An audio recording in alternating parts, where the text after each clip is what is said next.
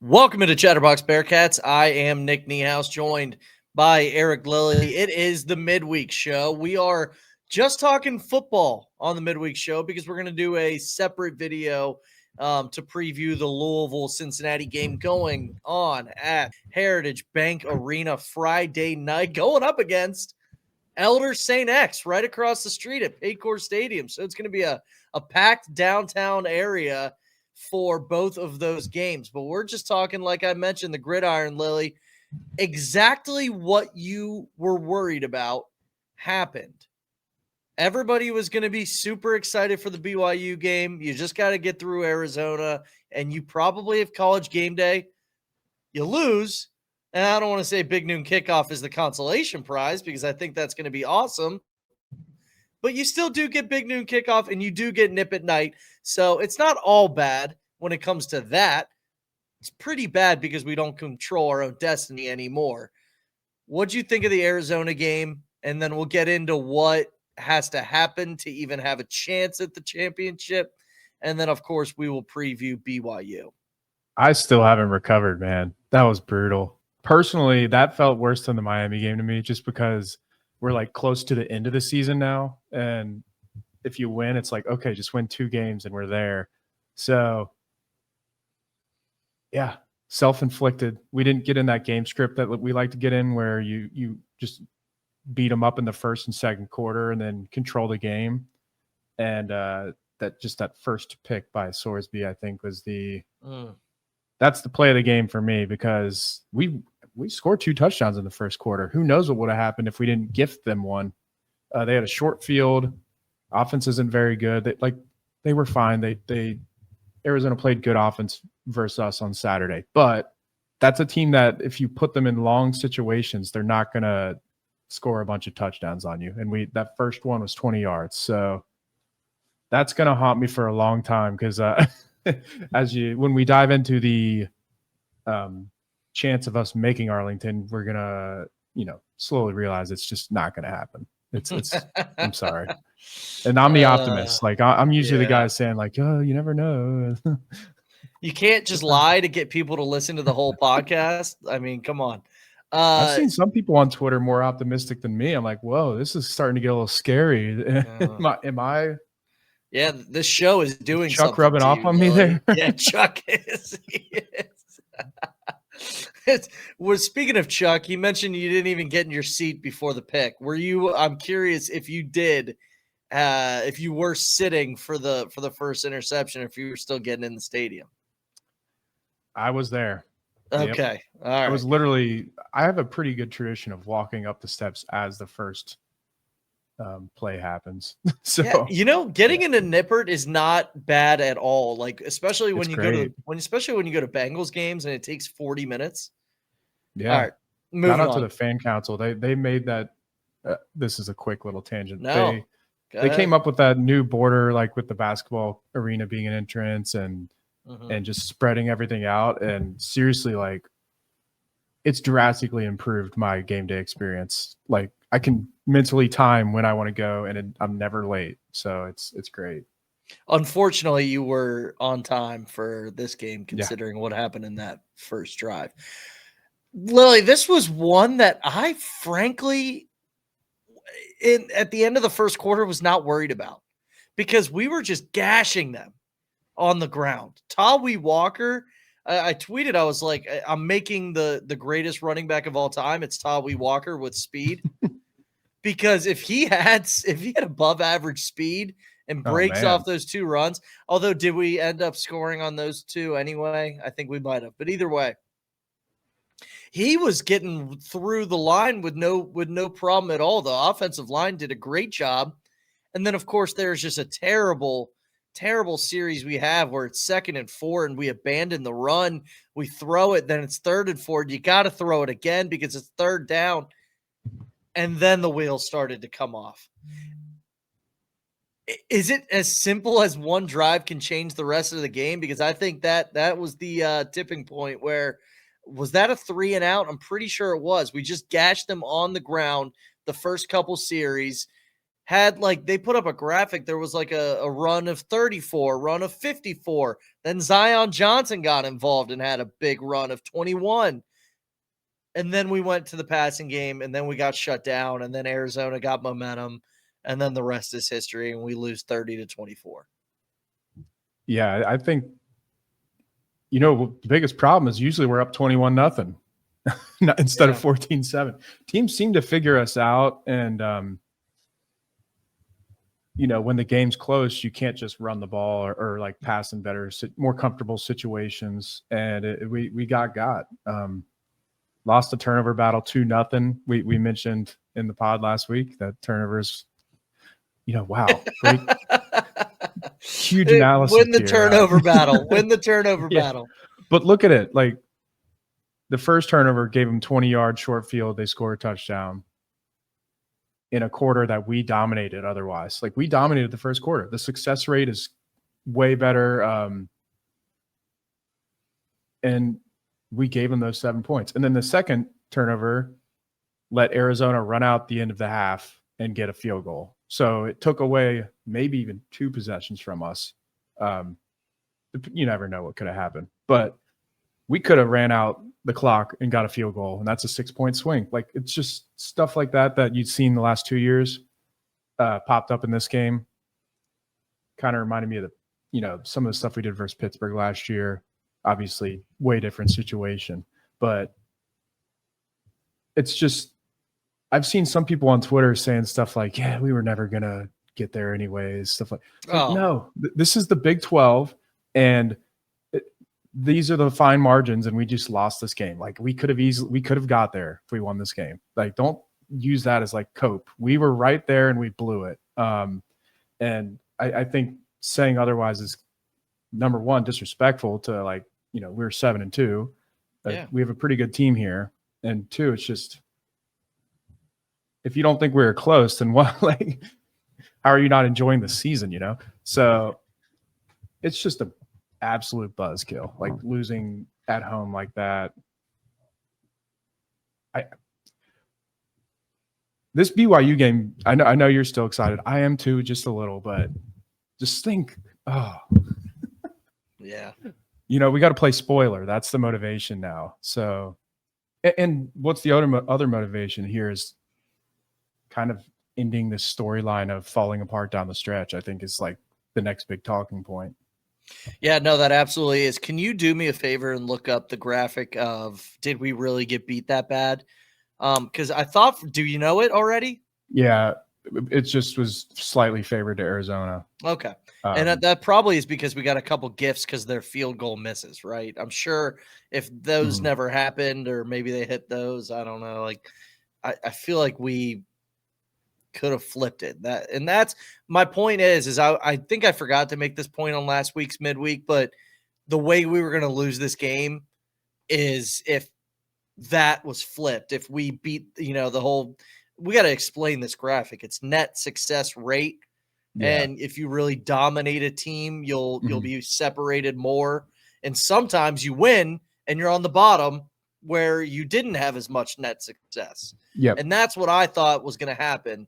But I guess in the last couple of years, we lose a lot of games where we should have won. Yeah. They did out success rate us for the game 43-36. But that first quarter, we smoked them 60%. We had 60% success rate in the first quarter, which is really high. They had a 63 in the third quarter, which is very high.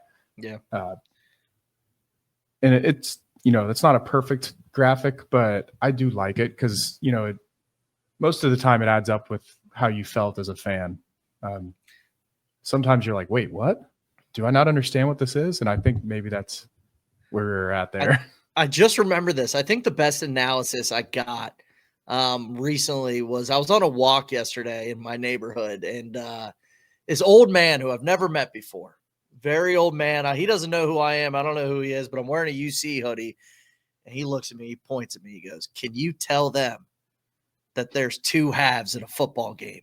And I'm like, man, that is some deep stuff. That is deep.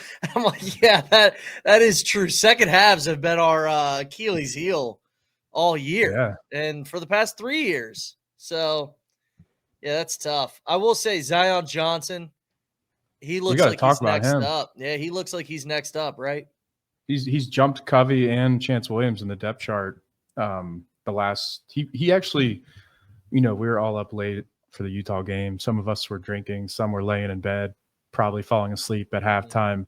But Zion got carries in that game too, and he's a freshman that they love. From what I've heard, they love him, and I just didn't expect him to jump Covey and Chance Williams during the season. So that's something to look for down the stretch. You see guys kind of emerge later in the season, and you can get excited about what they're going to do the next year. Maybe they're trying to send a message like, "Hey, you're our guy going forward," type thing. Or there's something else going on that we don't know. But he looks good to me. Looks good to me. I don't have much else to say. He looked really good. 7 carries, 42 yards, averaging 6 yards a carry, long of 21, as I mentioned earlier. A couple things to be worried about.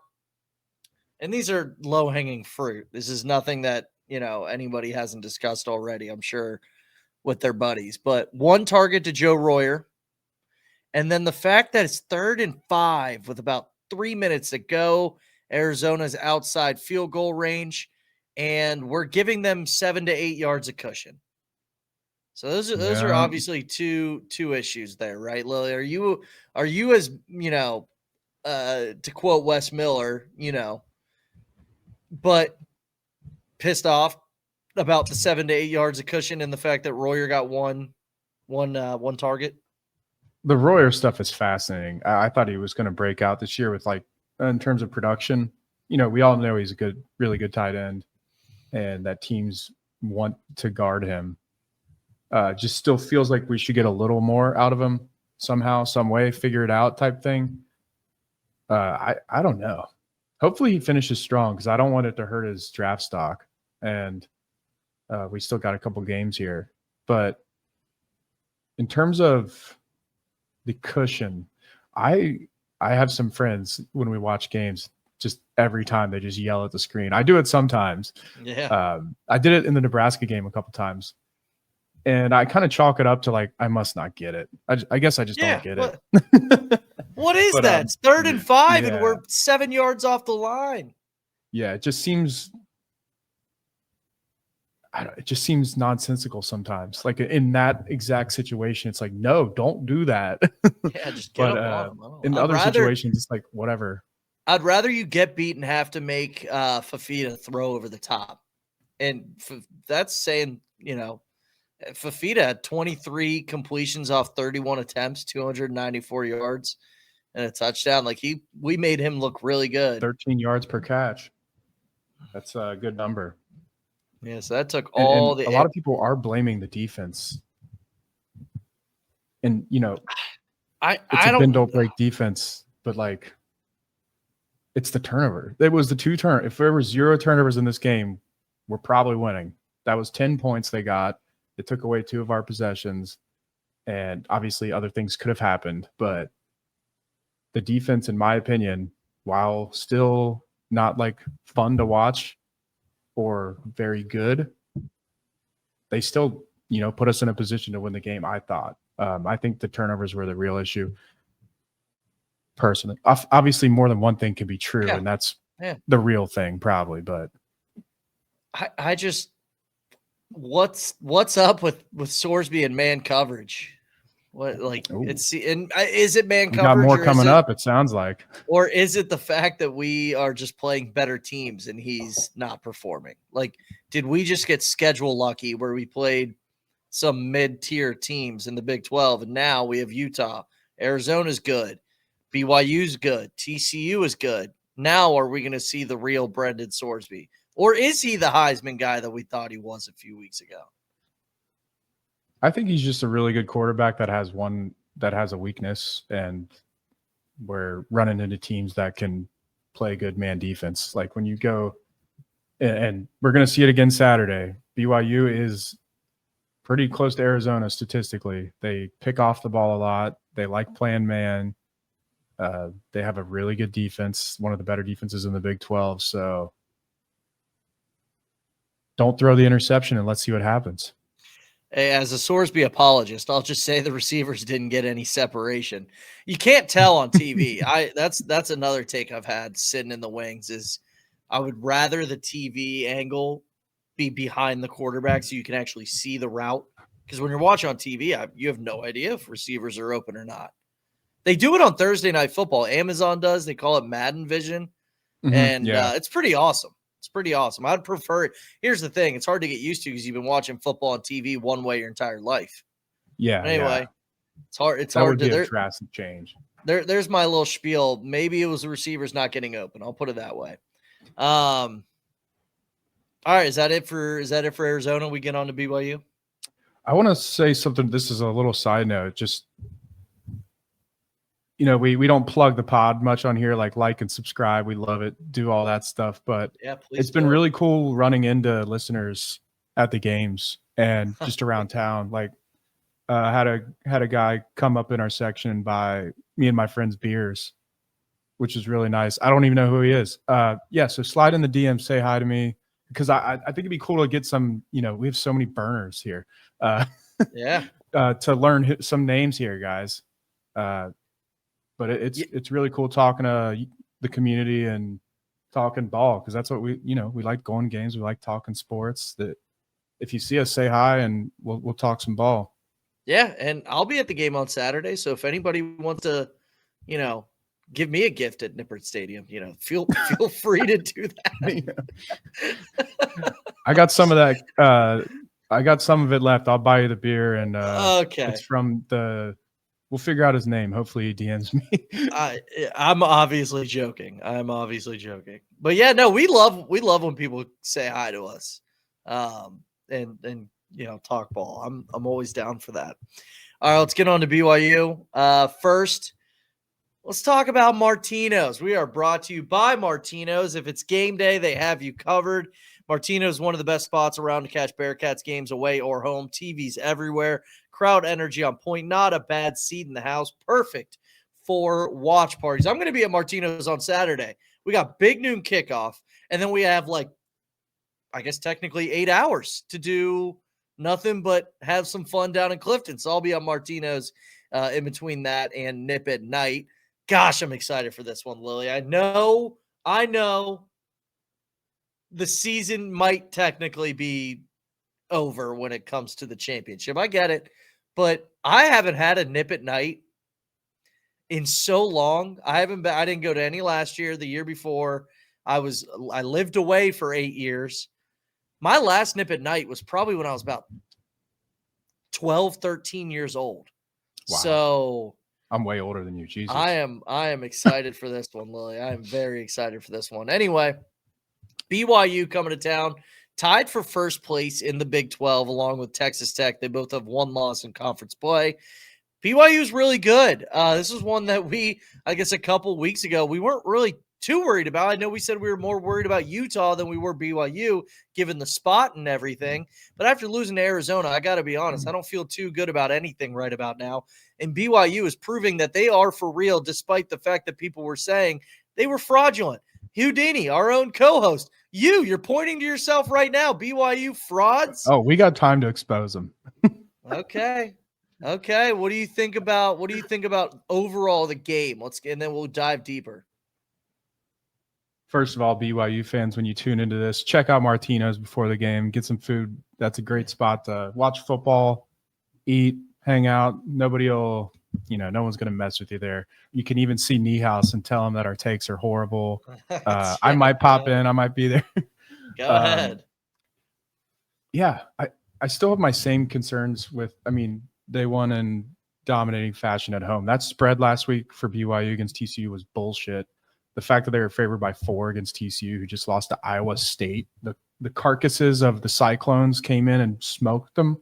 I'm sorry, that's not a serious team if you're losing to Iowa State at home in that situation. Disrespectful line to BYU in elevation, playing for a lot, and then they proved that the line was bad. That's good for them. Now, I'm just sad that this game isn't as big as from our side, but this is a huge game for BYU. Their offense is very similar to ours. I'm looking at these stats here. Passing, they pass it just as much as us. They run just as much as us. The yardage like per game, it's almost identical. It's pretty crazy. And I'm looking at it here. And shocker, Niehaus, the big difference here is defense. Wow. Who would have thought? So they're third in the league in not giving up sacks. We're first in the league in not giving up sacks. BYU and Utah, they're always going to have good O-lines. We run it 194 yards per game. They run it 195 yards per game, 1 yard more. Passing, we're just 11 yards more per game than them. Like the profiles are so similar. Yeah. Except they have a freshman quarterback who, they've been managing throughout the season. He doesn't take a bunch of risks, but he has that edge that Sorsby has. Like he's hard to not root for. I imagine BYU fans would like die for that kid, and he's a freshman. So this team, they kind of play like us. They want to control the game.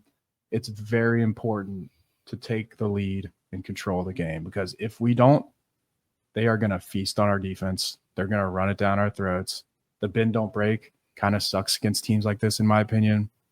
So mistake-free football. Like, I think that's the critical. We're going to say it again this week, Niehaus. No turnover. But yeah, the defense is where it all changes. Keys to the game: win the turnover battle, win at the line of scrimmage, and what's the third biggest cliche? Outcoach them. No. Outcoach, yeah. All right. Special teams. People like saying that. Special teams. That's what Houdini said. Yeah, no, BYU, this is obviously still able to play spoiler. That's what these guys are playing for. And you know what I'm not really too worried about is the fact that, like, the championship hopes kind of are dead and our guys giving up. Like that, I feel like there's none of that in this crew. Mm-hmm. Like Sorsby's honestly fighting for his draft stock. Royer's fighting for his draft stock. Corleone, I guess you said he had a good PFF grade. He only had one tackle last Saturday. And, I mean, Jake Golday, I think he's rising every single week. So some of the superstars still have a lot to fight for because they are still unproven, I'd say, to this point, which is kind of crazy, because we're in week, I guess, 13. No worries about the fight in the team, right? I don't think they feel like I do. Like, I still feel like I got stabbed.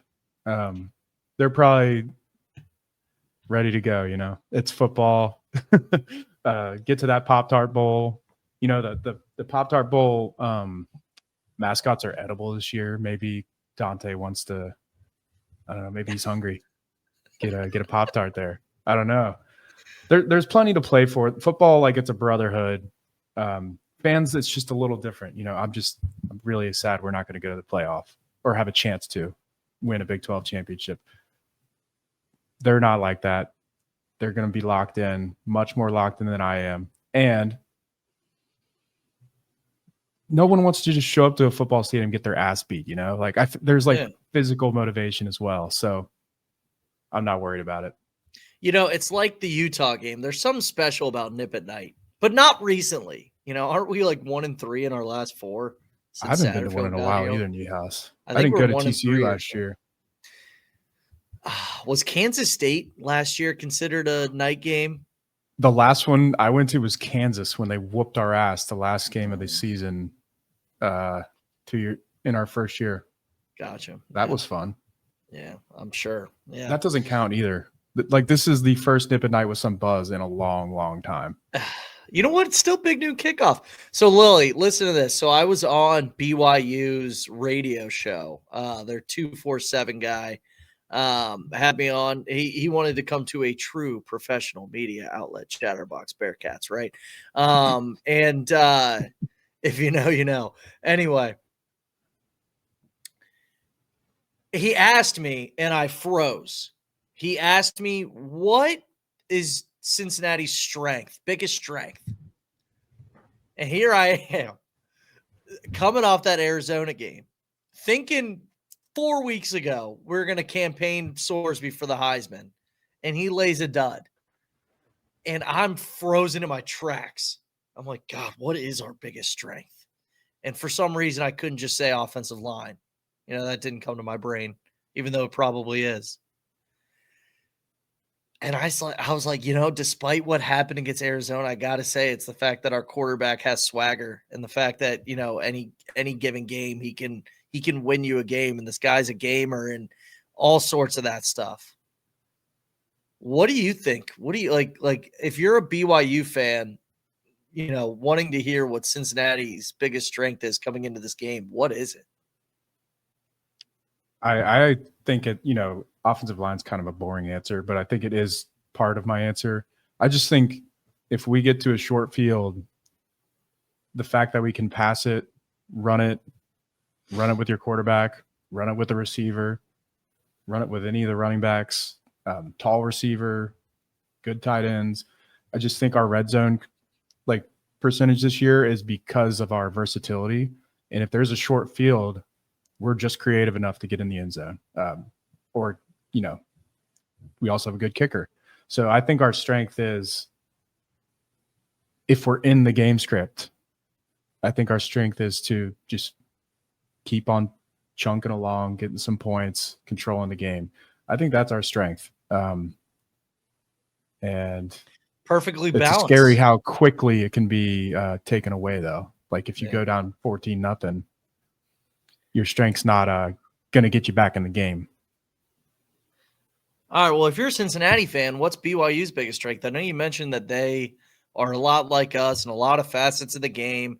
It seems like these two teams are just well balanced, but BYU, I guess, has done it on a better scale. Yeah, their two top receivers are pretty dynamic, Roberts and Kingston.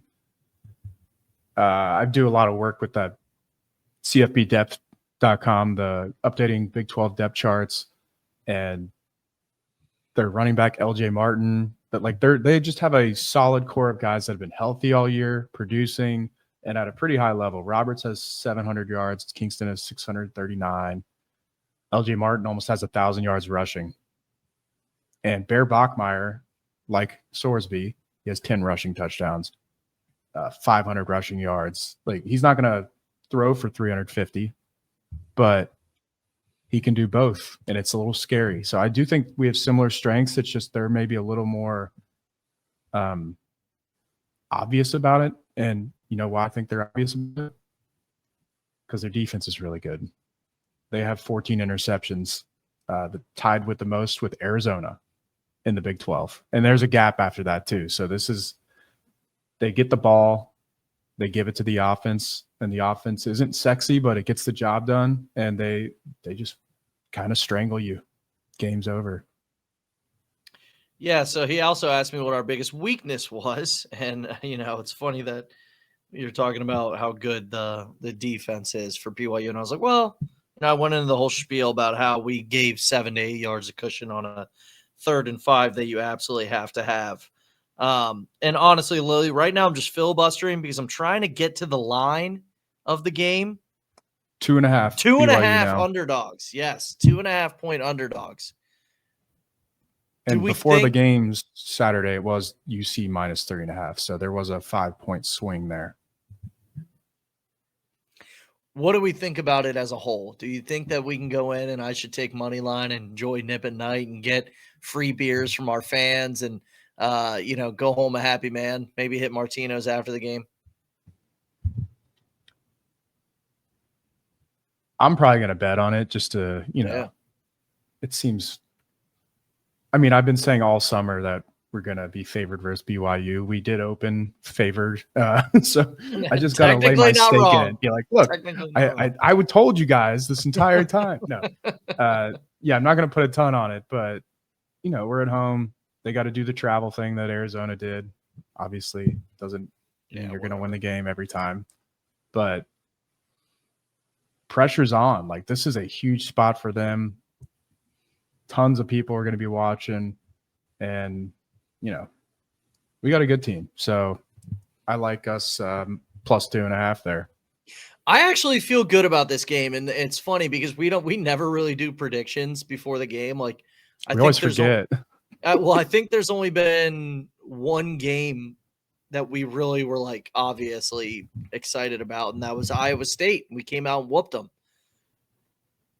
But like I might put my my journalistic integrity on the line for this one. I think Cincinnati gets the win here. And you know what? If you shoot me a text at 7:59 on Saturday, I'm going to say I never said this.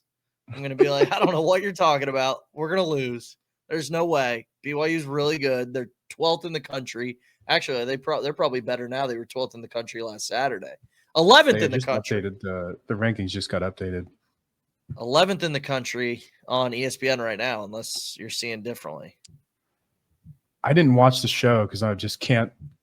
I haven't listened to a podcast this week. I'm recovering from the game still. I was listening to college basketball stuff. Yeah. Niehaus, I got to address something. Yeah. There's going to be a lot of BYU fans that listen to this because, huge, massive, crazy fan base. I'm a member of Utah Jazz Twitter. I know all about these guys. I know all about Utes fans. They're crazy. They hate each other. We talk about stakes in like spoiler. Think about BYU fan right now. Pretend you're one. If you lose this game, Utah's going to Arlington. It's not just BYU losing. It could, certain things can happen because they have the tiebreakers. I was going to say, wait, hold up now. Do we need to redact that? We might need to redact that. You just scared them for a whole 20 seconds. They're like, hold on. Wait, let me check check my phone here. What's the tiebreaker? All right. You know what, everybody, all the BYU fans, we might have to cut that. That was a bit. No cutting it. Nope, that's how we roll. I have the generator up. Let me run some stuff while you talk for a second. You know what? It's funny because I was even thinking that earlier. I was like, if we play spoiler and they lose out on the chance to go to the championship to their rival, that would be the best spoil of all time. But then I was like, no, they beat them on the road. Oh shit! So it's possible. Okay, so they want Arizona State to lose. So here's the scenario, real quick, since I need to correct myself here. Go ahead. If it's a 3-team tiebreaker, there's scenarios where they don't win that tiebreaker and Utah does. If it's just those two, obviously Utah. So I was messing around with this thing so much recently that I forgot about that. Because Arizona State pops up at second a lot. Utah pops up at second a lot. So us winning this game opens up a can of worms of two lost teams being in like a 4-way tie type thing. So that would be awesome. It would be delayed though. So it would be a nice consolation to knock a team out of the championship and have their rival make it instead. That would plus like bowl games, like Arizona might leapfrog us now, like for better bowl games because they beat us head to head. Like we got to finish the season strong if we want to get these Pop-Tart, whatever, the fun bowls. I hate bowl games, so I would go. I still want a fun one though. I would go depending on where it is. Got anything else on BYU? I think it might be a fun one. Again, I just said we're going to win. And I never say that to the BYU fans listening. If I'm wrong, I'm very wrong this week because I never do this. Yeah. I just hope we finish the season strong. I'd be lying if I didn't say I felt a little bit of PTSD here, but this team just seems so much closer and stronger and better leaders than the previous 2 years that like I don't think it's going to be a full-blown spiral. Even though it's like okay to feel that as a fan, I don't think they're going to lay down like they previously did. So I'm excited. Nip at night, big noon. We got the show here. Everyone be careful with the drink. That's a long time, That's guys. a long if you're time. Everyone, please behave yourselves. Go college. All the burners that listen to this after the big noon, go home, take a nap, drink some water, and then start back up. Come on. Yeah, I'm getting old. I'm not. Yeah, the body isn't as resilient as it once was. I'll say the opposite of the burner. The burners to do that. That's get rowdy for the student section. Yeah. Come on, get rowdy. They need it. And all right, so that's about it for the football games. We'll have a Louisville Cincinnati preview coming out. I guess this is going to be released on Wednesday, so coming out tomorrow, most likely on Thursday, before Friday night's game. That's all I got, Lily. I'm super excited for this game. I know I even tweeted, I was like, I don't care what happened against Arizona. I'm still going to get up for this one. Nip at night, big noon kickoff, have a chance to play spoiler, kick a team out of the Big 12 championship. The Bearcats can get it done. I'll be excited by Saturday. To rally. We need Brendan Sorsby to turn it around and prove to people that it wasn't just a flash in the pan against some worse teams. So, all right, that's it for us. See you next time. Make sure you like and subscribe on YouTube and give us 5-star review everywhere you get your podcast. Thanks. See ya.